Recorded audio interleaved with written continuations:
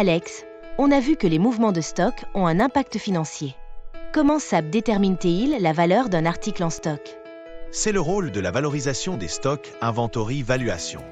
C'est le processus qui attribue une valeur monétaire aux quantités de chaque article en stock.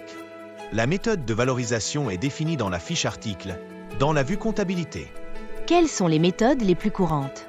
Les deux principales sont le coût standard S et le coût moyen pondéré V. Avec le coût standard, tu fixes un prix fixe pour l'article sur une période donnée.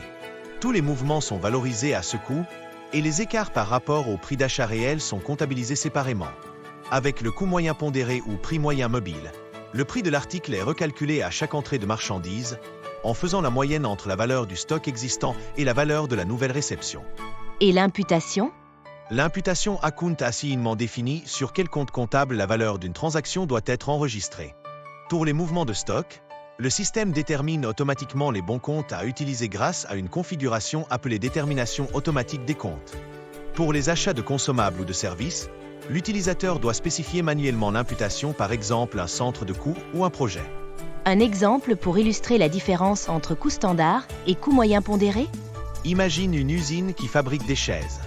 Elle peut valoriser ses chaises finies au coût standard par ex.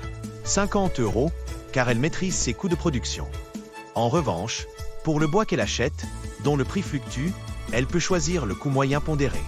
Si elle achète 10 planches à 10 € puis 10 planches à 12 €, la valeur de son stock de 20 planches sera de 220 € et le prix moyen de chaque planche dans le système passera à 11 €. C'est donc la fiche article et la configuration qui pilotent toute la comptabilisation des flux de marchandises.